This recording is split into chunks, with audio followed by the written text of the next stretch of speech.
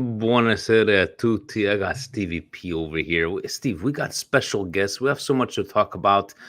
Are you ready, buddy? Are you ready? Let's go. Let's go.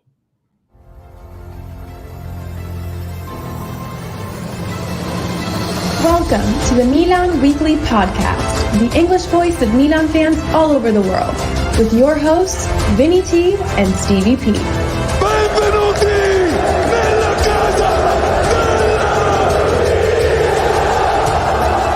Giro in area, si gira, sinistro, rete, gol capolavoro di Olivier Giroud. Mignon with another magical save. Mamma mia, Teo Hernandez! Coast to coast del numero 19. Leao carica il mancino. Eccolo qua, Rafa Leao. Il Milan è campione d'Italia. Cari amici sportivi, welcome yet to another edition of the Milan Weekly Podcast. After a couple of weeks off, here we are, Stevie P, Vinny T, a Milan where con il cuore si vince Milan, and where emergencia totale Milan. Stevie P, look, it's been a couple of weeks. We took some time off. What an emotional game. But before we get into this game, thank you to everybody that's joining in tonight. Look at Kim. Kim, it's probably like 4 o'clock in the morning for Kim. Hold on, it's 14 hours. It's 1 o'clock in the morning. He joined us on the group therapy session. And Steve, we have a brand new member from Macedonia, and on. I don't know if he's from North Macedonia that beat us in the World Cup, but we're gonna accept him as a friend. And on welcome and thank you for joining the Milan Weekly Podcast Patreon. But I think Steve, what's been growing and selling this Patreon is the actual WhatsApp group. But shout out to everybody. Honestly, guys. We took a couple of weeks off. It's fine. Thank you to Gio and Fabio for, keeping the channel alive. Steve, first off, I wanted to say thank you to Milan Club Boston. Milan Club Boston. Oh, Mark, thank you so very much for sending us. Steve, we got 3 scarves. But what do you think for the 3rd scarf of Presidente? You think we'll get some good money for that on the streets? What do you say? But Mark, thank you. It's greatly appreciated. Thank you, Mark. And that goes to Presidente, the 3rd scarf. There we go. And to Zvonko, this guy keeps on sending us gifts. Steve, I had put. Look, this is your card here, and your legenda, Steve Polillo, Zvonko, dude. Thank you so very much. You're the best. Milan Club Svezia. Thank you for all the gifts, Zvonko. You're obviously a friend of the Milan Weekly Podcast, so thank you for that. And on another note, Steve, to our friend Franco, forget that he is our friend, Milan Weekly Podcast Patreon member. He's got a big event coming up on Saturday. Anybody in the New York, Fabio's going to go represent us. Unfortunately, we cannot make it. We're going to make another trip another time, but Steve, so happy for Franco. He's going to have people from Serie A, people from the Yes Network, people from Paramount Plus. He was saying, I'm just happy for the guy, and I hope that he enjoys the whole event. Philly's going to be there. Boston's going to be there. They're going to have a special event. Facebook Frank is going to be there. Yes. Facebook Frank right is going to now. be there. Franco, best of luck to you guys. Follow the New York Milan Club. Would it be the Twitter, the Instagram for any details? They will have an event at Jay-Z's, Steve. This is a 40-40 Club. At the 40-40 Club. But wish we will be able to be there next time. But please follow our friends at Milan Club New York. They will be there. Big event. And on a big event, Steve, Saturday, Milan and the Juventus. We're going to be at Chicharo's. Hopefully, there's some Juventus fans that come and join us, but we shall be there as well. Hopefully, we get more than the couple of members that we've seen in the last couple of times. Milan Club Montreal, we need to present. But Stevie P, this Saturday I wasn't able to see you. Hopefully, I see you this next Saturday. Yeah, we'll see. We shall see. Steve, Presidente is a graphic designer now. I don't know if you've noticed. He likes to put up or makes the graphics 12 hours in advance.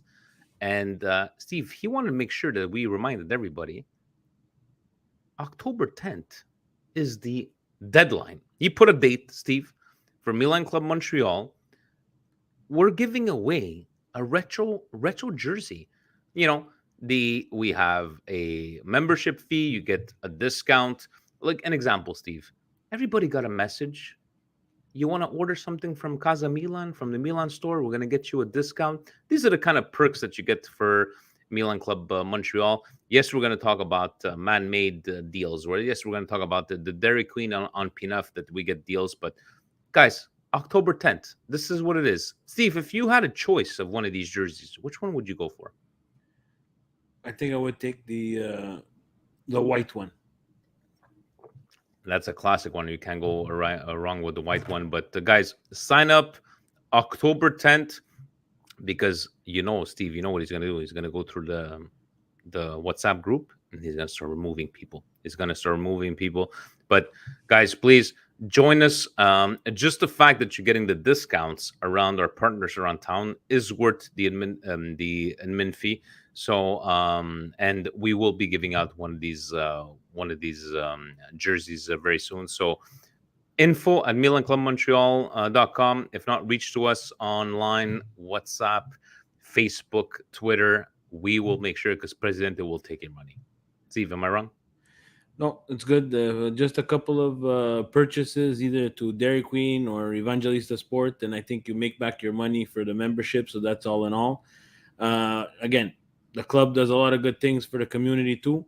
So we try to raise money near Christmas time. So we're all in events like that. There's the Great Chacharo events. Hopefully this year there's no restrictions and we'll do the Christmas party again like we did at the bar. And again, do what club things do, but we have to be united, and we do need to collect some of the membership fees so that we can get these things done. So come and join the club, come and support, and let's go. Let's go. Steve, to our friends at Manmade, I know this was recorded previously. We've been promoting them for a couple of weeks. They've been, sending us emails to everybody like, watch out on Dragon's Den. Congratulations to them. Like, isn't it great to see, friends, people, even Milan, forget that they're Milan. One of them is a Milan fan, but wow. Congratulations to them. Guys, the Man-Made products, we have them. Would it be the soap bar, right? The soap bar. Would it be the boxers? Would it be the T-shirt? Steve, a great feeling. It felt like I was winning with them when I was watching this episode. But we just wanted to give our shout out. The link is in the comments. Whether you want to get some fantastic socks because they do not drop, Steve. I've been wearing these socks whenever they're clean, obviously, because I've been wearing socks day in, day out. The boxers, the T-shirt, the soap, fantastic products. And what a great feeling to see them on the show and getting a deal on Dragon's Den. Yeah, it's a lot of hard work they put into it, a lot of practice and a lot of working on that pitch to get on Dragon's Den. Again, one of the dragons disagreed with their soap. I disagreed with them. I told them right away. I told Anthony, no, this guy, even though he's a humongous billionaire, doesn't know what he's talking about. It's good you did the soap. I'm happy with the soap. Steve wins. I eat the dragon. You eat the dragon, Steve. I eat the dragon. But again, all jokes aside, congratulations to them. It was nice seeing it. Was able to watch it, not live, but watch it not when it aired, but later on the next day. And it was really nice to see them deliver their pitch, go through the a good pitch, a funny pitch, and get a deal done where it's going to grow their business. And again, support local, and congratulations to the Man-Made brand guys. Well done. Veramente complimenti, and hope you guys for the best, and we will keep on promoting your brand. Guys, again, if you want to take a look, the link is in the comments. Steve, we have a special guest joining us. He said, let me quote, is swearing aloud on this podcast. Now, Paul is joining us. You're right. He's the Chelsea, the Chelsea fan. He's the Montreal. Paul, and do we have the French name? First of all, no, I'm going to stop you, okay, Vinny and Stevie P and Vinny T. First of all, you should have told me I should have gone Paulie D. All right, it would have rhymed. It would have been smooth. Instead, you gave me this whole fucking. I type in the long names. Am I saying the name right? It's bullshit. Vinny T, Stevie P talking with Paulie D. That works, right? Okay. Yeah, but that would have made you part of us, which we're enemies right now. We're enemies. You know what I'm trying to say? Like we're not enemies. See each other on Wednesday. And okay, Paulie D from the Jersey Shore. Is it Desbaillets? Is it Desbaillets? Yeah, Desbaillets. You're saying it right. That's good. It's well done. Paul, welcome to the Milan Weekly Podcast. Presidente reached out to you. I don't know if he faxed you over because Presidente is a bit old school. Old school, yeah. Talk to me. You're a representative of the Chelsea Fan Club Montreal, the president, and we shall see each other because I changed my schedule on Wednesday. Yeah. I'm coming over to Burgundy Lion in Montreal, but talk to us. Who are you? How do you represent the Chelsea? All right. Well, how do I represent them? I guess it runs deep in the blue blood. There's no team like the team that I support. How it came about long time ago when I was a kid. I'm born here in Canada. I have British roots, but I'm here. I'm a Quebecer. I'm a Montrealer first. But my granny and the cousins would send us stuff. And at the time growing up, I was like, what am I going to do with it? Again, football, soccer at the time, when I was growing up, I'm in my 40s, was not big. There was small pockets in Montreal and in Canada that were like down because they had the roots or they brought them when they came over. But in general, if you were a kid born in Canada, there wasn't much football being seen, talked about, nothing like we know today. Yeah. And so I kept getting all this stuff and I was like, what am I going to do with it? I don't know. Back to hockey. And I only played soccer in the summers. And then there was a World Cup. And I got bit by the bug. And I remember it's all part of the football story because then I went and I found some of this crap that I had been sent and I was like, oh my God, this is going to be cherished items, and I held it up and I hold on like this. And the thing with whoever you support, Vinny T and Stevie P, and I'm going to say that because even though you say we're enemies, football has a way and your team has a way of changing your life when you're in love. It's a thing. And if you've ever been in love, it gets worse and worse and worse over time. You get more and more in love. You get madder and madder. You get happier. Like it's just nonstop, right? And that's Chelsea for me. And if you're anybody who's listening to this anywhere else, I'm a Habs fan and I relate it to Chelsea. It's constantly breaking my heart. I don't know what the fuck's happening. Then I'm happy. Then I'm sad. So there's a lot of people I always try when they're asking, where does this attention or attraction come from me, specifically with my team or in football? I tend to tell them, find a team that breaks your heart or you have a relation with if you're North American, and there's usually some sort of link, right? You're talking about this kind of stuff, and it's like you're speaking to our hearts because Chelsea hasn't had the 10 years, 11 years that Stevie P and I had to go through with Milan, going through the banter years I was saying, but Steve, does he not? But they were a complete banter. They were complete banter, Vinny. Yeah, that's exactly right. So first of all, I don't know what the fuck you're going on with this banter shit. I don't know what that means. Second of all, you got to remember, pre-Abramovich, they were Chelsea, the gangs, everybody, but around that club were tough as fucking nails and went through garbage constantly, right? Like all football clubs today. There are big infusions of cash being thrown around, and we happen to find a rich, Russian oil gangster who no longer owns the club, who did what he had to do. And for the better part of my Chelsea following career, you're absolutely right. I've been spoiled rotten, right? Yeah. But it doesn't. I wanted a question. Don't break my heart. Yeah. Go ahead, Steve. So Chelsea for me. again, I do watch a lot of English Premier League, and not because Paul is on the show. I've said it in the past. I like Chelsea. I find that Chelsea, one of the English clubs who opened their doors to a lot of Italian players. You know, they had Zola, Di Matteo, Vialli. We saw as Milan fans Desai play at Chelsea for some time too. What do you think? Giroud, brothers. Giroud. Yeah. I know he's not Italian, but you have him in your opening credits like this. But Giroud played everywhere, though, Paul. Giroud played everywhere. I'm talking about guys who, like... I'm heartbroken. I know. Yeah. I wanted to talk to you about a bit of the time where, Ancelotti was there because there's that Milan link. For you, that Ancelotti time at Chelsea, do you find maybe they just didn't gel at the right time? I know they won some trophies, but the biggest one is the one that got away from them, right?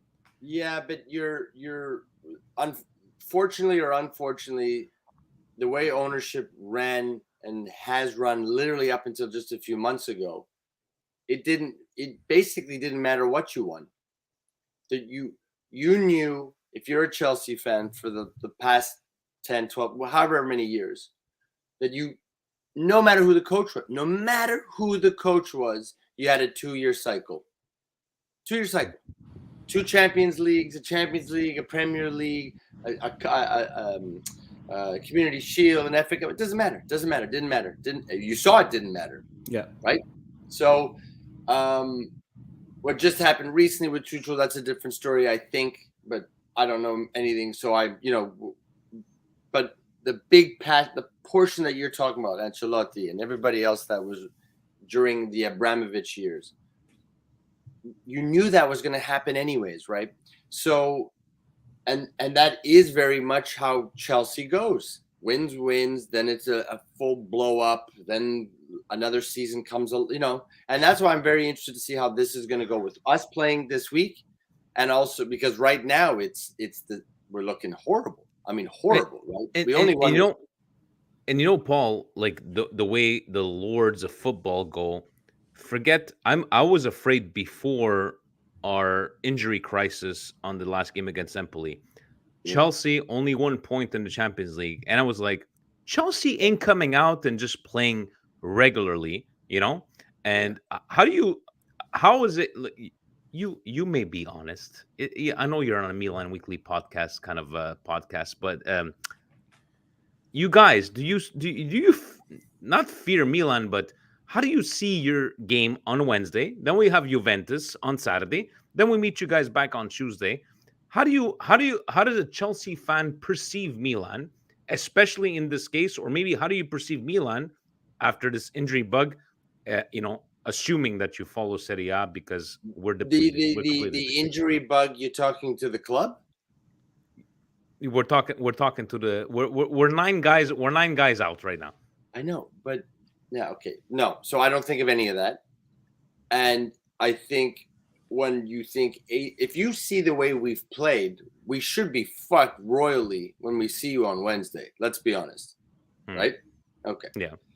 I know this weekend Chelsea was bad. This weekend Chelsea was bad. This weekend was no good, but we won in the 90th. And you and we all know if you're into fucking football, you win in the 90th and then you get on with it. So we're good. And I'm good. And I'm happy that Gallagher scored. And I'll tell you why, because he's the kind of guy that should be starting on the team. Again, new coach, new ownership. I am sure we will see a whole different sort of tactical maneuvering with this guy. That's why they got rid of Tuchel. No matter, right? Now, hold on. Just your question, Vinny, was how should a Chelsea fan perceive AC Milan? Are you confident? No. That's what I want to know. No, but here, let me explain to you this confidence. I'm confident because Chelsea could fucking light it up. Okay? We know that. Chelsea, yeah, but so could you. And Chelsea could also be flat potatoes like it's been throughout the entire Champions League. So the question is, with the new coach, the barely win on Saturday, is it enough to go, hey, we look at AC Milan, maybe with their injury, like was whatever they're coming to the table with, you're at home, you're at the bridge, like taking all those things into, can something happen? I'm always erring on the side of absolutely, right? The ball is round, right? Win this. Well, I'm never gonna say we're gonna lose, but if you want the honesty, I'm not. This is not looking very good. We're looking like one of those. How the fuck are we exiting in this round? You know what I'm talking about? So, but fuck it, we're gonna win. Like that's my answer. I know you're worried about King Krunic. You know, Rade Krunic is our secret weapon. But Steve, I'm not sure. You're a working guy. I'm gonna go see Paul on Wednesday at the Burgundy Lion. Let me pull up the where is it over here? The graphic. For any Milan club fan, any Milan fans or Chelsea fans, whether they're, I don't know if you guys have an official club, Paul. You guys, we will be at Burgundy Lion on Notre Dame Street. Talk to me, like, if any Chelsea, I'm not sure any Chelsea fans is listening to this right now, but anybody that would like to join, or this is open to everybody, correct? Dude, it's a pub. We're always open to everybody. We're excited to have you guys there. I want to have it. We'll have a nice little. You guys are going to bring me a flag. Hopefully, we'll get it there. We're going to hang it up under the TV.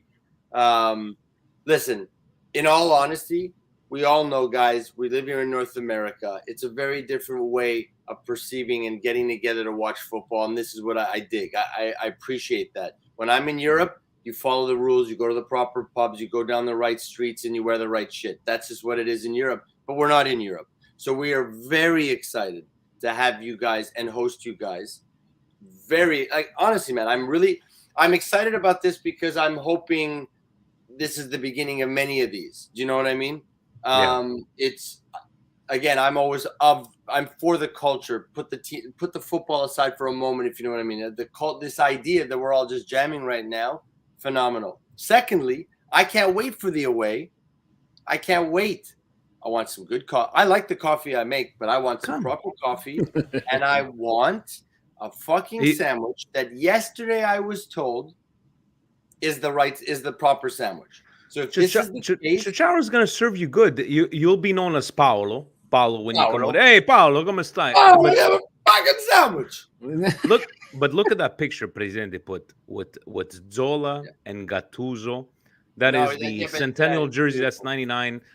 Honestly, guys, if you could join us at Burgundy Lion on Wednesday, Paul and friends will join us on the following Tuesday at Chicharro's. He's going to be Paolo. He's going to be coming in with his Italian stereotypes and mannerisms. It's all good. Stevie P, this is an exciting thing. Like, you know, how it is here in Canada, like, we can be trash talking during the game, but in the end, you know, we're all taking the pictures all together. And that's the beauty of football, is it not? Yeah, it's the beauty of football, and it's the way soccer should be watched. Football should be watched. I don't care what they tell me in Europe. You know, we do it here in North America. Do we have our troubles in North America? Sure, everybody does. There's bad apples anywhere. But I've been to Burgundy Lion. It's a fantastic atmosphere, fantastic place. Usually they're showing Premier League games, so Saturday morning it's all rock and roll. Again, it's going to be the way football should be done, Paul. And usually I'm a joker about these things, but I'm excited. I will try my best to make this trip. I'm moving around things to be able to make it on Wednesday. If not, we're going to see you on guaranteed I will be there. Yes, guaranteed I will be there. But this is what it is for both teams, right? For Chelsea and Milan fans, we want to be playing on Tuesday and Wednesdays. And like Paul said, if it's something that starts something with other groups, it doesn't have to be Milan Club Montreal. But, you know, if people could come together and watch soccer normally for the beauty of the game, swear at each other, yell at each other, and then have a pint after to talk about the game, that's the way it should be done, right? So exactly. Thank you to Paul. And again, President in the background, that's his idea, reaching out to Paul and getting us together for this, right? So one of the things before, I don't know if Paul's going, but I want to really thank you from the bottom of my heart for Tomori. That was a fantastic gift. Thank you. Fucking joke. Good deal as well. What? Good deal as well. What do we got? 25. I think we got some installment payments. We appreciate it. And Southgate, don't get me started with the national shit. Right? Fuck. Yeah. That's really bad. You know why I'm dropping that? Because of Tomori. You know why I'm saying all of this. Yeah, I know. We know. Maguire needs to start.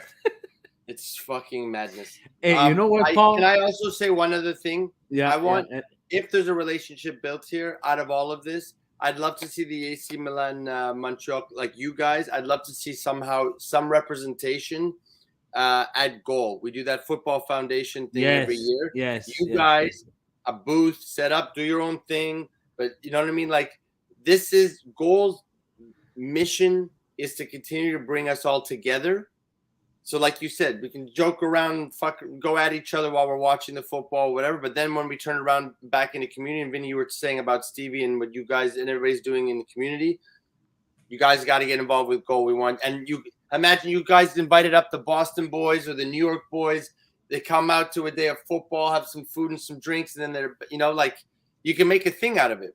Anyways, we've created. I'm saying it out loud, and it's on tape now. So that by all means, we've created this community. No, excuse me, I don't want to say we've created, but we reached out to this whole community, and would it be, Steve and I, we talked to, would it be Philadelphia, New York, Toronto, Boston. It's kind of this brotherhood and sisterhood of Milan fans, and even let's say, we're joking around with Milan, our Patreon page. We just got somebody that joined us from Macedonia. Guys from Saudi Arabia, guys from Kuwait, guys from all over the world. And it's all about this, I think we can develop, just the way we're joking around. We'll trash talk each other during the game. But in the end, we're going to take a picture together. And that's what, and Bakayoko, you could take him back, by the way. I just wanted to, but we're not paying you that money. I would take Giroud back. I want you to know that. No. He's ours. You guys, you said he was no good. That was nonsense. That was bullshit. There's so much bullshit that comes out of Chelsea. I don't even want to get into it. It doesn't matter. We are here to talk about a lovely get together, But honestly, Bakayoko and Giroud came into the conversation. It's all good. But I want Giroud back. You never should have left. It ain't gonna happen. But it's okay. It's okay. But Paul, you know what? This is the only way you're gonna plug yourself. Chelsea fans in Montreal, how would they, the actual group or club, are you guys always at Burgundy Lion?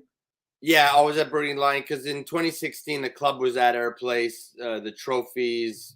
We were fortunate again, guys. We had literally the Chelsea in Montreal, right? So they can find us on Facebook. They can find us on IG. We're all there. But dude, you can just reach out to me, and then we plug you in like you do with WhatsApp, and I send out a message here and there. We do, you know what? To be honest, we do our best. I find the Montreal Chelsea fans, and I'm saying this with love, and I can say this, you got to step it up, boy. These Chelsea fans, win or lose, you got to be out there. And so what you, Vinny and Steve and your boy Marcelo are doing, I know how fucking hard it is to continuously reach out over and over again, say, get off your ass, come out, do this, that, like support and build that community like you're doing with Patreon. It's fucking work. And so I want to commend you guys, because I'm telling you, it doesn't matter if you have 5 guys, 10, 15, 20, 40, 100, it doesn't matter. It's the same effort, and it's repeated daily, like all the time, it's a lot of work. And so I appreciate others doing this, and it wasn't even a second. I 100% I was ready to do this show. So remember that. I appreciate those words. Steve, can I speak for both of us? Can we invite Paul back after we finish both games?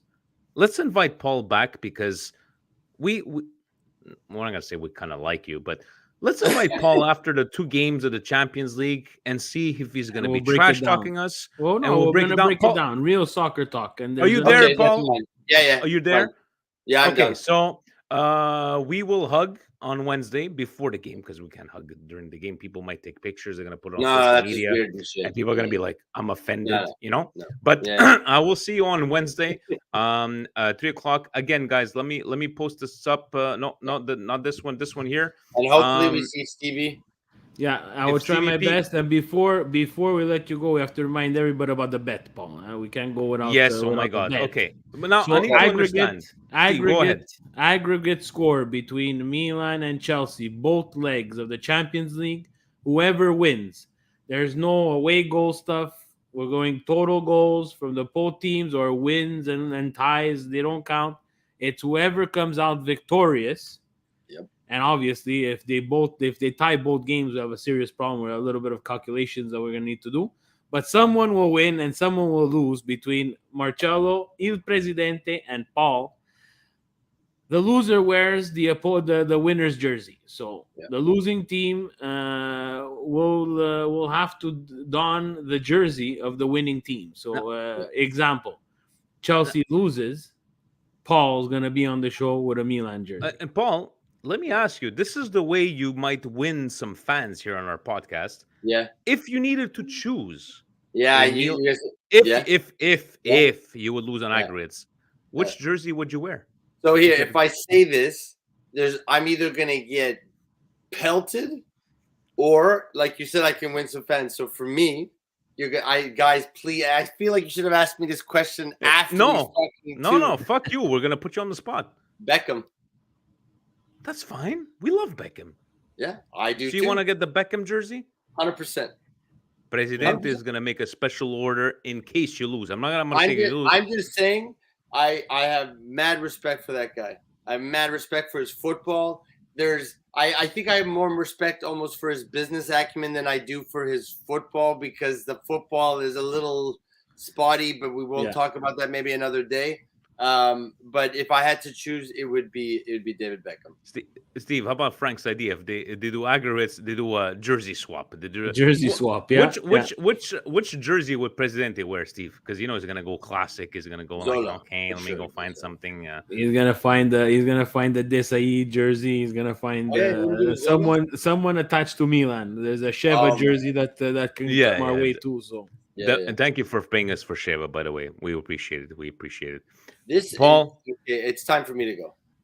Paul, thank you so very much for joining us. It's a great conversation. We are getting you back on after the Champions League game. We're going to be talking about that. We'll see who's wearing the jersey. And I'm going to put this out there right now live. Steve, if Presidente loses, he needs to make an appearance on the podcast. Yeah. He will. Oh, why does he not normally? No. He doesn't show his face anywhere. He's got a doppelganger. Excuse me. He has to be on this show in my fucking blue shirt. He's gonna have no choice. He has no choice. He wanted to make the bet. He's got no choice. But where else Paul, would he be? Who would see this then? Otherwise, he's busy. He's kind of a busy. Right. We're not busy. That's okay. Paul Desbaillets. I gotta say it. If I could can I change my name live while we're talking? You could join to Paulie D. You want to be Italian all of a sudden? Can you change your name? Fuck this.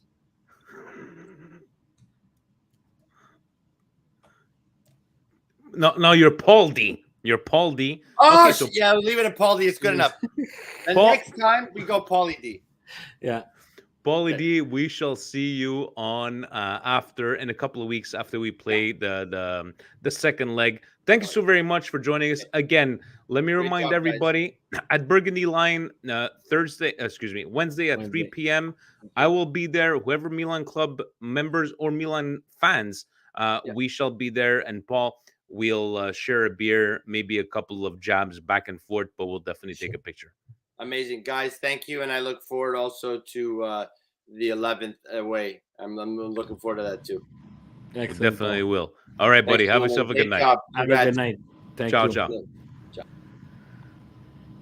Steve, awesome. I love when Presidente gets these guests that just like they just came in, they groove into the podcast, and I know it's hard for you to get. I organize myself. I'm going to be there, but the love of football, right? That's what it's all about, and being able to walk into a place with probably going to be full of Chelsea fans, maybe a couple of us Milan fans, but this is what it's all about, is it not? Yeah, exactly that. So they'll be able to watch a game with other people from other teams and not end up at the hospital. Steve, Saturday, Milan Empoli. A lot of us were. Let me not lie about this. A lot of us were confident, right, that it's Empoli. Some of us were weary, and I wanted to ask you, after the first half, did you feel that how were we not up 1-0 or 2-0 in this game? It just, Bizak and I were at Chachar's together. There was this old man that he saw that Bizak, was an Italian, and he was talking half French, half English. He was a big Milan fan. Pourquoi the goal not go in? It was awesome, but it just felt like, okay, this goal is coming. This goal is coming. How did you feel starting up this game against Empoli? No, I thought I was not comfortable at all. I'm not Monday morning quarterback. As soon as you're missing, you're the best goalkeeper in the league. You're very thin on the bench. You're missing. You're missing the heart and soul of the team. You're missing one of the best left backs in the league as well, guys. This is, again, it's Serie A in a nutshell. Unfortunately, all these teams will give challenges to the top 7 teams. We will run into the Empolis where we have to break them down. This was a bit of, maybe Milan looking forward to Chelsea a little bit too fast. Maybe a combination of injury and looking past Empoli. But we came out sloppy in the first half. We did create good chances. Yeah. But we missed on a lot of those chances and should have been up at the half, at least 2-0. Definitely should have been up. And what do you say to the comments? I know these comments have come up in the past with you and I, Steve. Tonali saying this game 2 years ago, we wouldn't have taken these 3 points home. But Steve, the throw-in was illegal and you guys cheated. And this. In the end, il spirito del gruppo, I think, for me, in the end, is what made this game win. Guys, it's a spirito del gruppo, but it's also really scrap soccer from Serie A. Empoli was both teams. Let's just face it. That's an unpopular opinion here. This was a terrible game, guys.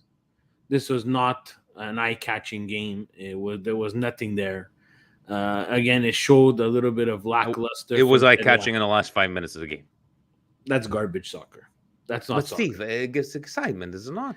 It's excitement, but then you can't say the English Premier League is okay. So let me ask you soccer. this: do you prefer us going 1-1, or having a game like this that we won 3-1, as scrappy as those goals were, and we, we're talking about the throw-in, whether we talk about Balotore scoring out of nowhere? I prefer that, Steve.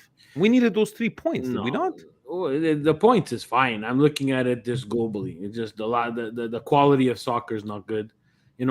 You learn at a very young age, maybe at 12, 13, 14 years old, how to play offside. One of the first things your coach tells you is that there's no offsides on a throw. We're here in a professional game where people are getting paid to play the best game of their life and leave probably the best player in Serie A, or completely forget him, or best player in Serie A, Leao, one of the best players. I'm not going to say the best player. And you leave him alone on a throw-in. Like, this is not quality soccer, guys. This is not.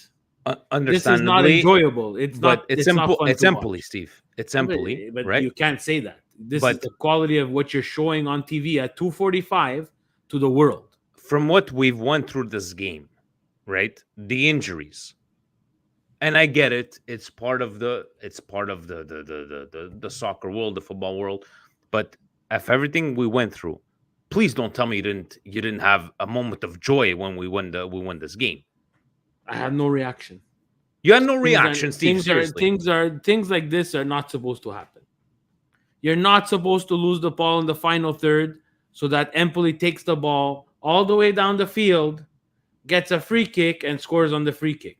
And that was on Tatarusano because he was bad position. He was bad position. Your goaler needs to learn how to make a wall. Krunic, can we give some flowers to Krunic? I'm not giving no flowers to anybody. You're not giving a flower. King Krunic. Okay, this soccer. I'm gonna disagree with you because I know everybody likes to. Oh, Stevie P is negative, but I'm sorry. Krunic was fantastic. Again, this is my opinion. I understand it's your opinion. My opinion. That's what it is. This for me is not good soccer. I mean, it's not. I'm not saying it's good soccer, Steve. I'm not debating with you that it's good soccer. I'm just saying that when And a game, let me be completely honest with you. If we were playing a top 4 team, we wouldn't have won this game. At 100%. But You probably wouldn't have got this game either, though. I feel this game was, I reminded myself of the Juventus of 5-6 years ago when they sucked the shit and they still found ways to win. That's what it reminded me of. So, questa è una partita da campione. That's my opinion, just the way you have your opinion. Krunic came through, and I think Krunic. Now, I'm not saying that Krunic is going to make us win against Chelsea. I'm very far from that. But these are the kind of guys that you expect. You don't expect much, and the problem is that now with all these injuries, I'm not sure what we have left, Steve. I really am not sure. But you know what? Who exactly doesn't expect much, though? That's the curious thing. Like, if you're reading on Twitter, sure. Because if we had our full team, Steve, I'm expecting to beat Chelsea. I'm dead serious. No, but you're talking about Krunic. Yeah. And no one expects much from Krunic. But if you're looking at articles that you see on Twitter, sure, no one expects much from Krunic. But in a team, you cannot have 11 superstars. It doesn't work that way. I agree with you. So you have to have the quality of Krunic. It's 100 times we say it here, but we keep on repeating the same thing. The guy just does his job. Is he flashy? No. Is he the most tactical? No. Is he the fastest? No. But he knows his job. He knows his role, multiple roles. And he's someone that Pioli has confidence in. That's why Krunic plays. Because if Pioli did not have confidence in him, Yacine Aldi sits on the bench. Yacine Aldi has still not played. He's still not played in Serie A from the start. He played a couple of cameos. But let me ask you something, Steve. Krunic on the side, right? That he's been overachieving to our standards. Who needs to overachieve with all these guys out? At least gonna have to play. There's no other choices. I know Charlie. Well, he's not playing in the Champions League. I know, you're right. I know Charlie. Everybody's expecting a lot from him because of the price tag, and you've said it in the past. I've said it as well. I agree with you. Give him some time, but is it Brahim the James time that he needs to, like? You need to. Who needs to step up, Steve? This is a collective effort. Actually, we don't know who has to step up because we don't know who else is going to get injured. We said it at the beginning of the year. Condensed schedule was going to lead to injuries. This is absolutely ludicrous. It's ludicrous. And I'm not saying because of Milan. It's across the league. The muscle injuries are above and far beyond. No, you're right. It's terrible. This is why. Already the quality of Serie A has dropped. Now you're adding injuries to this, so people can't play. Now you're having some people, again, it's luck of the draw. They're gonna be in better health at this time of the year, and maybe sustain that throughout the year, and they'll grab results. I'm not making excuses. What I'm saying is, in the end, after 38 games, you'll crown a champion, right? Mm-hmm. But when does Serie A and when do the players say, hey, enough is enough? Because now it's getting to a point where, every single game you're losing people to muscle injuries that are not just a little pull. Because Alla Calabria, we're not seeing him till 2023. People wanted to make fun when Allegri said take 5 starters away from Milan. But that's bullshit. No. What I'm saying is, like, they still, yeah, but I'm going back to your conversation. They still have starters out. We have starters out. This Nations League, because it's so fucking important, this Nations League. Faz is mentioning too, like, somebody says it's not just us. This muscle fatigue and everything. There's too much football culture being played, Steve. And how many of our players will take that month and a half off? Half of them? Maybe half. Maybe some will go to the World Cup. CDK is going to be in Belgium. That's for sure. We'll see Leao with Portugal. That's for sure. And then the list goes on and on, right? But people, I don't get them, right? I don't blame them. There's going to be a World Cup. They want to play in the World Cup. As a kid, wherever age you are, you want to play in the World Cup. I get it. Who approved the middle of the season? No one approved the middle of the season World Cup. Money approved the middle of the season World Cup. And that's where it's starting to get a little bit frustrating because, We have Champions League condensed schedule. You have a regular season condensed schedule. It's not an excuse. It's for everybody, but everybody's going down. Other teams and other leagues have the financial riches to field almost 2 teams. Serie A, because of their dinosaur stupid ass mentality, has put teams in such financial ruin that you can barely suit a starting 11. So not only that, combined with the fact that, guys, Serie A, the Calcio, guys, it dipped. We wanna make it seem whatever it is, and again, I don't want to sound like someone who's coming out of the woods. It's a proven fact that throughout the years, the quality of soccer has really, really gone down. And the Empoli game, for me, just put it over the top, because you can't even. It felt like an EPL game to you, Steve. What? It felt like an EPL game to you. Honestly, it felt worse. That's the sad part. It felt worse because you can't even enjoy a win like that, and make fun of someone who thought you were gonna lose, because it shouldn't have happened. Those things don't happen.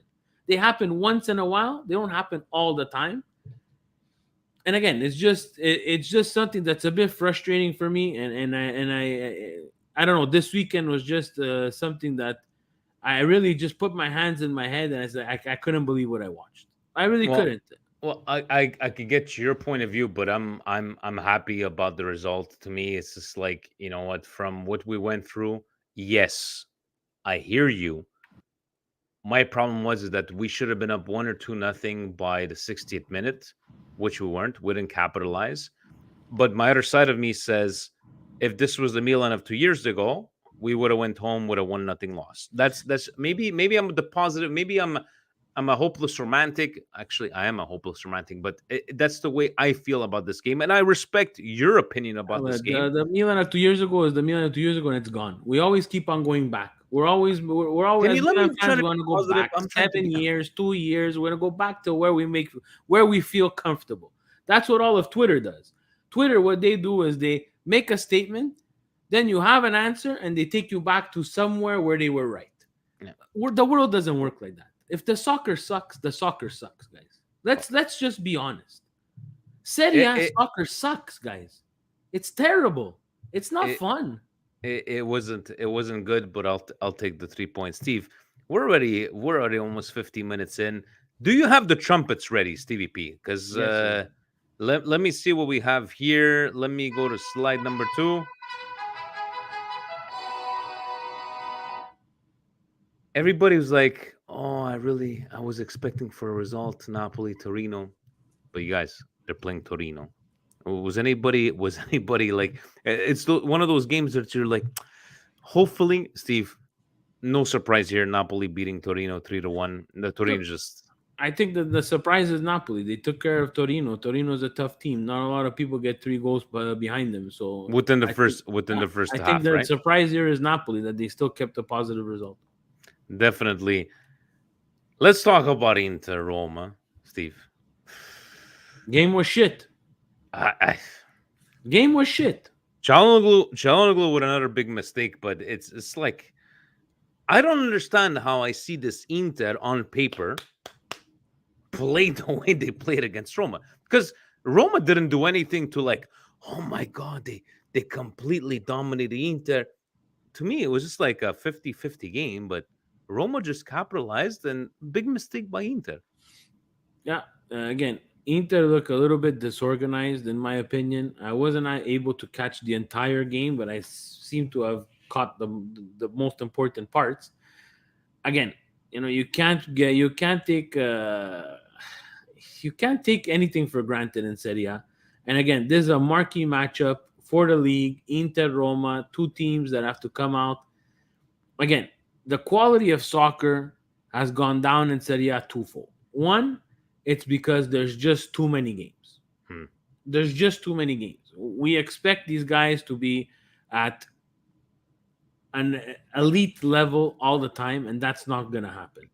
And this game coming off, international break, again, it was going to be sloppy, but we have to say what it is. It was just a sloppy game, and Roma took advantage of their chances, and Smalling had the game of his life, And again, we see Roma take a 2-1 lead and start beating teams like Inter. It's nice to see in Serie A. We were joking around at the bar before I walked in. It's like, oh, Inzaghi. And I remember looking at the guy. I'm like, and who's going to replace Inzaghi?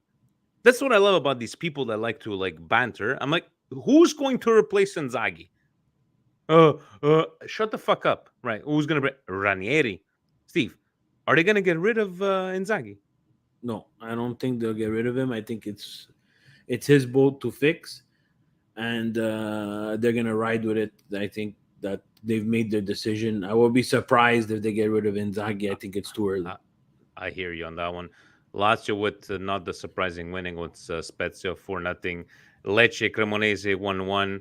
Steve, does Jan owe me 2 pictures now that they have 6 points in Serie A out of the relegation zone? Or I'm going to settle for 1 picture, but take the 1 picture because that's terrible. Bye-bye, Gianpaolo. He's gone. He can't get another job, Steve. Guys, again, this is again, it's 2 teams that are, Monza out of the relegation zone. That's a miracle just in itself. But Sampdoria can't continue like that. It's sad to see. A team like Sampdoria, they passed the Viallis, they passed the Mancinis. Quagliarella now. So many talents have passed through Sampdoria. Having Cassano there for a couple of years was so exciting. To see them Sampdoria needed to go to to see Serie them B this last year, bad. Steve. They needed to go to Serie B last year. But then how many teams needed to go to Serie B? Because 3 already went down. Steve, no, I'm saying is that they need to just to get back on group. But Steve, that's not the way you fix you can't be Serie A. losing 3. You can't be losing at home against Monza 3-0. But you can't be tying against Benevento either. You understand? But that's football, Vinny. The thing is that these guys structurally, from a business standpoint, a club standpoint, are not sustainable. They're not sustainable because of the league. It's very evident, guys. We're here in Canada and we see it. It's the financials of it doesn't work. He's right, Fuji. Remember the Cassano and Pazzini was fantastic, guys. And now you see Sampdoria, they're losing against Monza. This is the frustrating part, guys. I don't know what happened to me this weekend, but seeing this is not good. Frustrated, yeah. This is not good. We're match day 8. You can't be at terrible soccer at match day 8, guys. Even look at Salernitana, Steve, losing 5-0 to Sassuolo. I understand the game after 2-0, 3-0 opens up, but it's Salernitana comes up with a couple of results and then lose to Sassuolo 5-0. I did not watch this game, Steve. I don't know if you have anything to add to this one. No, unfortunately, I'm not able to see them all. We'll talk about Scrap Juve beating Scrap Bologna. That's another fantastic. So Atalanta winning. I think it was in the last. Did they win in the last minutes? Atalanta, very 90-something minute win. 90-something minute. Atalanta still up there against Fiorentina. Siamo tornati, Steve. Siamo tornati. La Juve is back on track, as we would like to read on Twitter. 3-0 against Bologna. Juve, I'm very happy for you fans that you got 3 points. Bologna sucks. I'm sorry. Bologna just fucking sucks. I can get where they saw Juventus being consistent throughout the whole game. I did watch this game. But you're playing Bologna. No, again, I can't say nothing. It was it was a boring game. This week was just boring. There was no action. I get people are gonna say, they're gonna go in the comments, Steve, you're negative. Then a 3-1 win at the final moment for Milan against Empoli. Yeah, I get it. But the soccer was boring and the soccer was bad, guys. Just bad. This is sad. It's honestly sad. Match day 8 for me was sad. I wasn't expecting Bologna to beat Juventus. I preferred Juventus to win because from their last game, now they're going to face us on Saturday. Udinese pulling it off one more time. Yes, kudos to Serie A, first female referee in the Sassuolo Salernitana game. But that's going to be my God, we showed a little bit of looking forward in life. We got out of the tunnel. Steve. They're Serie A got out of the tunnel, guys. Rejoice, guys. No, they didn't get out of the tunnel, Steve. They just saw. Rejoice. They just saw the light. They made a non-conventional decision. They just saw the light at the end of the tunnel. They didn't get out of the tunnel yet. Udinese, I wasn't expecting them. I'm like, okay, so they're gonna have their first bump in the road. I was watching a little bit when I got home today. Verona going up 1-0. They won in the extra time. Udinese. Are they for real, Steve? Look, I think Udinese, of all the teams that we rambled off today, was the best position game for them on a Monday. They knew all the results, and again, I think that they're gonna really cause some problems unless they get through this. They get to go through an injury bug stint like everybody else, which unfortunately, like everybody else, they're just not deep enough to sustain injuries, right? So I think that's the only thing that really stops them. Besides something drastic happening in January, or the stop for the World Cup slows down their momentum. But I think they'll hang around, and I think they'll cause trouble for everybody. So for all the teams that have faced them, it has not been easy, Milan included. Match day one, I think we got lucky facing them first. Faz even saying it, like, thank God we placed them already. Napoli in first with 20 points, 10th points, Torino at 10 points. Qualification for Europe, Juventus still at 13, 7 points behind. Steve, is it going to be a fight till the end for the Serie A until the end of the season? What do you think?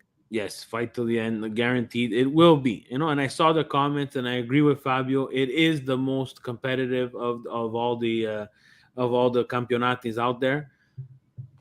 But again, this week, match day 8 was just sad soccer. So, looking at, we got Juventus, Verona, Monza, Torino. Guys, Milan Club Montreal, we shall be there on Saturday. I will have Presidente's corporate credit card. We'll see what we could do for the rest of us, maybe buying some coffees, buying some beers. Hope we see you this Wednesday. I will be at Burgundy Line for the Chelsea game. Can't wait to meet all the guys there. Stevie P, we've gone through our Serie A segment. We've gone through the Chelsea game. We've gone through the actual game. How about you say we go to some questions? You want to talk about your Fanta Calcio? Actually, you know what? I forgot to pull up the Serie A Fantasy.com. But Steve, how's your Fanta Calcio right now? Fanta Calcio was good this week. Actually, I had a lot of players. I had KK from Napoli. I had Leao on. I had Beto on. I had a good week. Yeah, made a good week. And where are you at right now? I don't know exactly where. Actually, you know what? Let me. You know what, Steve? I think I can. Actually, I did have share screen window. So, Steve, let's see here. And if I go to first spot, so Fami's 673 points. Do you think you're in the first page here? No, I would not be. I didn't check this week. I was waiting for this match day to finish, and I didn't have a chance to check, so I do not know where I am this week. All right, so guys, go back a second. Go back a second. Go back to the first page. Okay. That we know. Ooh, where are we on?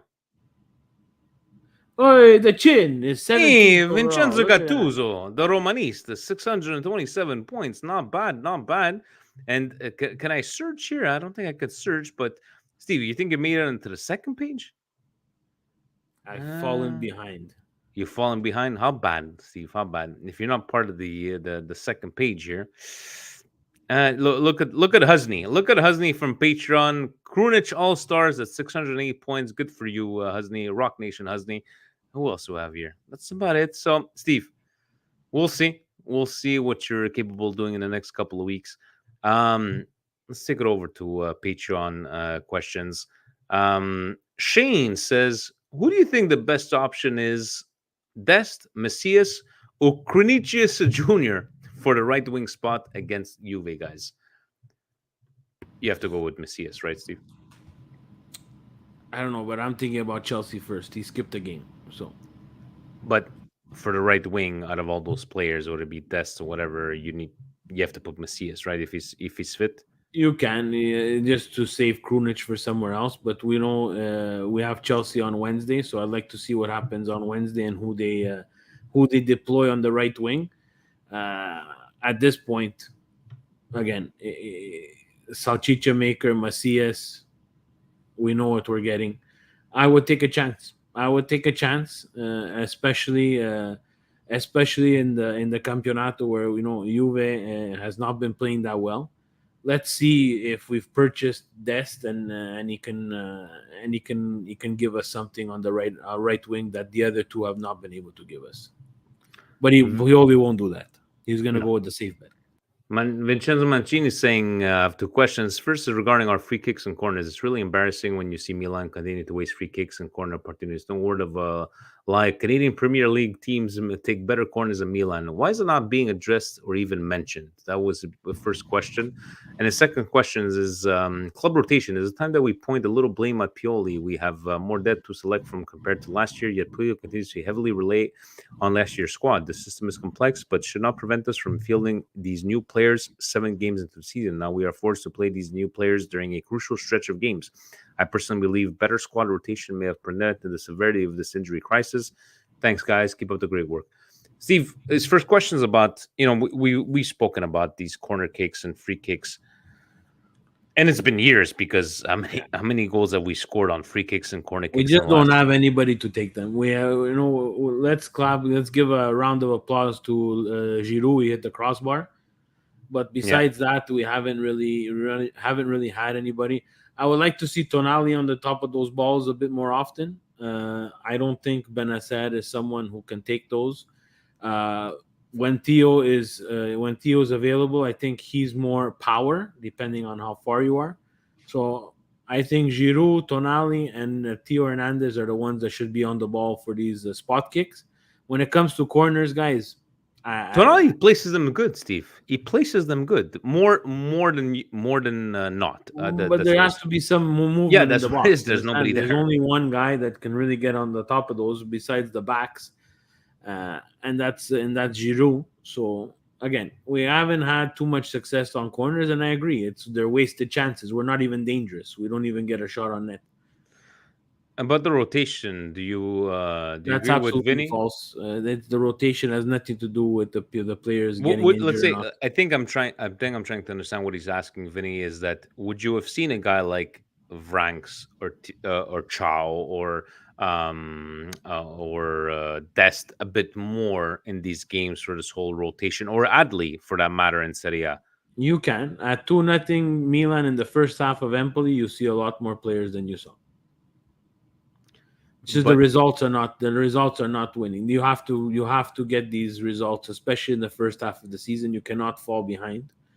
He's just not risking it. He's not going to risk it, and he's not. He has to think for the team, not for us, the fans.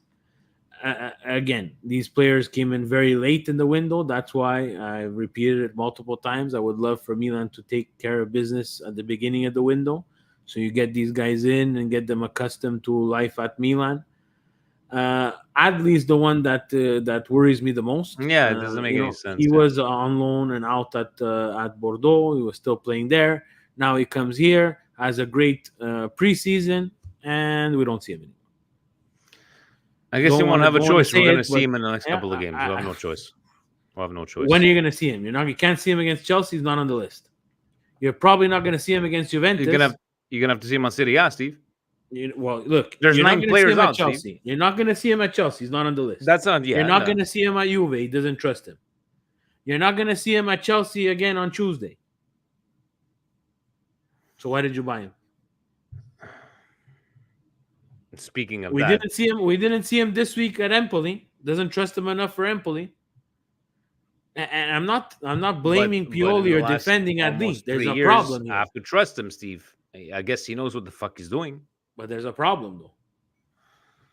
Gio says, keep up the great work, guys. Question will be the new ownership. Would they buy players in January, or will they ride the storm with these injuries? I think they're going to ride the storm, Steve. I don't know. We're used to it. This is a mercato window that I'm not gonna be really following, because there's gonna be a lot of blah blah blah and hoopla from whatever happens at the World Cup. Players are gonna be, their prices are gonna be inflated, and we're gonna be end up paying top dollar for players that unfortunately should not command that price tag. Anybody of quality is going to have that $100 million price tag that Manchester United probably is going to throw at them, and they're going to flop. guys, this is what it is now. We're just financially, we don't have the means to make these big splashes, right? And again, I'm not gonna say it. I'm not gonna be. I'm gonna say my brioche right now, guys. My Okay. brioche is watching Haaland play over the weekend. Imagine. What an animal. This is Milan Weekly Podcast, and my brioche of the week, feel good moment, is gonna be Haaland scoring another 3 goals. For I think it's first player to reach three hat tricks in 8 games. I sent you that thing, right? That in picture. second place is 8 Michael Owen, presences. 48. It doesn't make any sense, the guy. It doesn't make any sense. So, and again, put we could Michael dream. Owen on some of these teams. We don't know. I don't want to compare between the two. It's really, and again, this is again against Manchester United, who you would think would have a little bit more bite in the derby. And you know what the worst part of that game is, Steve? The score didn't represent the game. Like 6-3, you're like, from the outside, 6-3, okay. No. You got fucking destroyed. Yeah. Destroyed beyond destroyed, because they don't see the 4-0, 4-1, 5-1, anyways. And on our new Patreon member, Steve says, do you think that with all the injuries in defense, it's time to give Kubis a chance to prove what he can do? And the same also for Shaka Traore, because now we only have one pure right winger, also is struggling with form and fitness. I don't know what the rules are, Steve, with these Primavera players. They could bring them up. If we haven't seen Adli come on, I don't think he's going to bring up these Kubis. No, he had to make a squad available at the beginning of the season. They're either on the squad or Primavera, and I think there's like a special request on how you can bring players up from the Primavera due to injury and stuff like that. But again, Serie A doesn't have anything that's really concrete as usual. So I wouldn't be surprised, if he starts, looking to the Primavera, especially later on. But again, the Primavera itself has to be somewhere where Milan has to look at, and we always get made fun of, or we kind of skip on the deals that the Primavera makes. It's important, guys. To be financially sustainable, the Primavera needs to produce some players that you don't have to go spend even the 30 million on. They have to come from there, and we just haven't had that many. It's very true. And the great one that we had, we lost them for free. You said your brioche of the week. I said my brioche about the woman referee. Do you have an indigestion of the week before we get into our busted tweets? So maybe our indigestions will be some of these busted tweets that Jan prepared for us. Maybe, but I'm telling you, my indigestion of the week, guys, this week, soccer, Serie A, really showed a real dip in form. It's really sad that the people that are in charge are not seeing it, that us as fans try to mirage away from it and, take little wins instead of looking at the big picture. This is not something that's sustainable going forward. It's going to catch up to us, and it's sad to say, but soccer was not good this week. Indigestion is throughout everybody, whether it be the fucking Nations League, the Conference League. It's like, I don't need these fucking leagues. Bring it back to what it used to be, these big tournaments. I don't need no... Steve, can you answer me this? And I'm being very serious. What are we playing for in the Nations League? The Nations League is what replaced the Confederations Cup. Just a bigger tournament done over a longer period of time to make money. So basically, nothing, right? I don't know if the winner makes it to a different pot in the World Cup if you're there, or the Euros if you're there. I don't know, because to be very honest, I watch because I'm a soccer junkie, but I don't care. Yeah. Let me just put it this way. Yes, I did watch. I know I spoke to you a couple of weeks ago that I'm not feeling the same way watching Italy. I still watched. The more and more, maybe a couple of years ago, I would be like, but they're professional athletes. What the fuck is the problem? They can play. The more and more these weeks go on and months go on, the more and more I'm like, they're playing too much. They're playing too much. They're playing too much. And I understand the COVID, schedule and, less time off, but I just see I was talking to one of my friends, a Liverpool fan, and he was talking to me about what it be the Premiership and this, and then you go into this, the qualification, and you go to this, a Super Cup, and it's too much, Steve. It really is too much, and I kind of respect now. Before, maybe from my ignorance, they're professional athletes. What does it take to play every couple of days? No, I think I start to realize it's not as easy as it seems. No. Are we ready, Stevie B, for some busted tweets? Yes. Let's go. Let's finish off, gentlemen. Busted tweets. Let's go. Let's see who gets the Lupo Award for this week. Stevie B, what does Jan have in store for us today? Door number 1.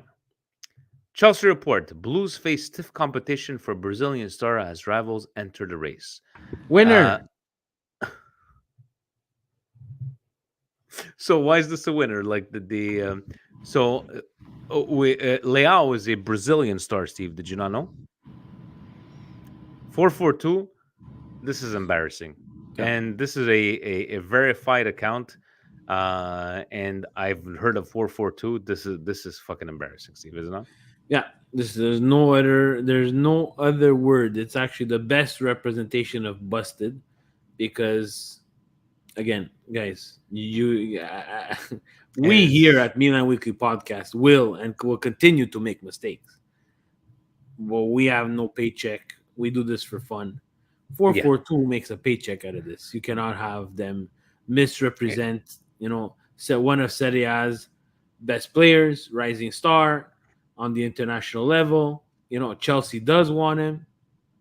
Come on. Okay, so far this is the Lupo Award, but if this was his first one, what does Jan have for us? Door number 2. Yeah, I was right. He's clearly more a center forward than a winger. Rafael Leao versus Empoli.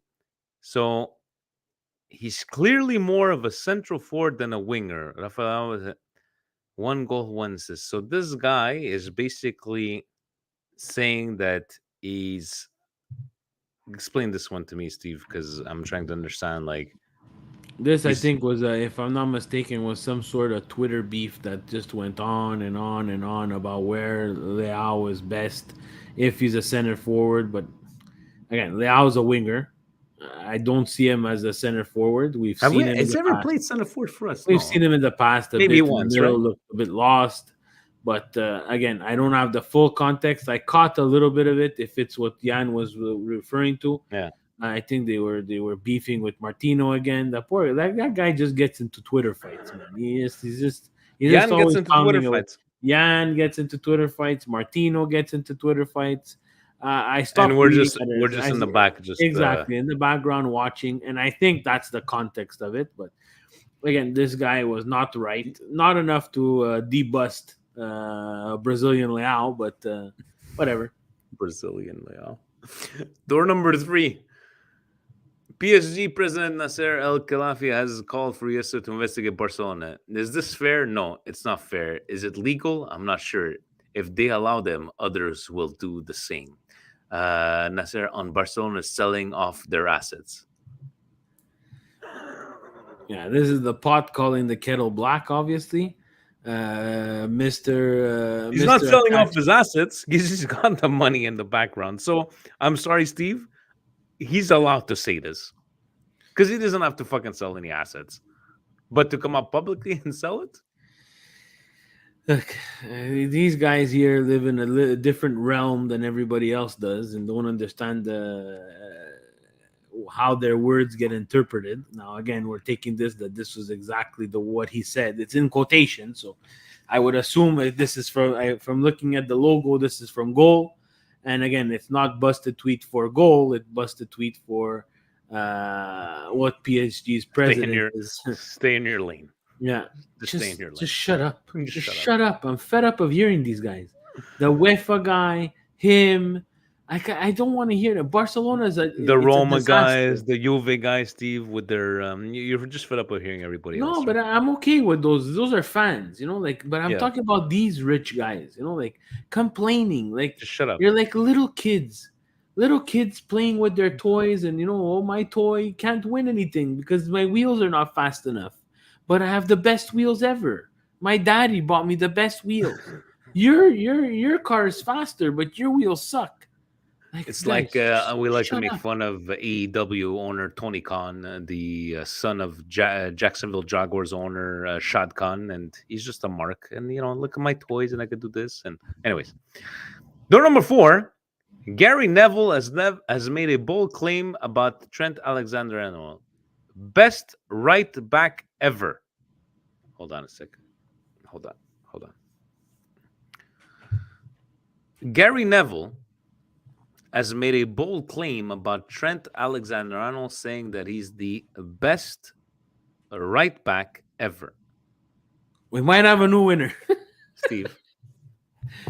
These guys are crazy, Vince. These guys are crazy. The EP, and that's one of the things that I wanted to ask Paul. Steve, And Paul seems to be one of those guys who's a little bit more down to earth and can understand that whatever. He can understand that there's more out there than the English Premier League. Yes, the English Premier League hold the market standard, and the marketing all goes through them. But Gary Neville gets paid to say things like this. No, Steve, this wins. That's the thing that this he's wins basically because putting this in the same. Just put Maldini, best ever. Was Roberto Carlos a right to a? I know, but what does Maldini have to do with this? Maldini was a left back. As a right back? No, but Maldini was a left back. What do you? I always get confused with the left back. Yeah, Roberto Carlos. Don't say that again, please. Roberto Carlos was a right back, was he not? Vince, we just have to just stop and think and not do the show, and we can pick 10 right backs that are better than. But he said, Arnold. "Tell me." He says, best right back right now. Still, I would still debate it. I would, but it would be busted, but not to the point of. No, he would have his opinion, and it would be okay. If you're now, it's best right back ever. You're saying ever. It's a very long time ever, and I'm not one to really like. I don't like comparing. I think he might have some good attributes, but he cannot be the best ever. Like if you're talking about the best ever, there has to be a lot of thought going into that because you're saying the best ever to play that position. There's some right backs right now that are probably better than him, both offensively and defensively. You know what the worst part about this whole left back, right back? I made the mistake when I sit down. I always try to, because I'm horrible with positions. I was like, you're left-handed, Maldini, left back, and I still fucked up on this one. But right now, can we agree that this is the winner so far? This has dethroned, very shockingly, dethroned, in my opinion. Okay, so this is not even comparable to the Brazilian. No, it's comparable. They missed the guy's nationality completely by a verified account.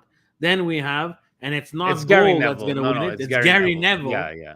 So again, we're taking in consideration that Goal got this quote right, and that Gary Neville actually said, Trent Alexander-Arnold is the best right back ever, and for me, he's the winner. Squilla di tromba.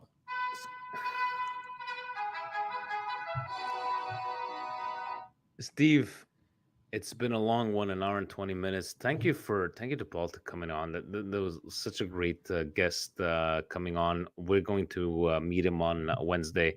We got Champions League. We got Juve on Saturday. Chocharos, be there. We shall be there on the following Tuesday.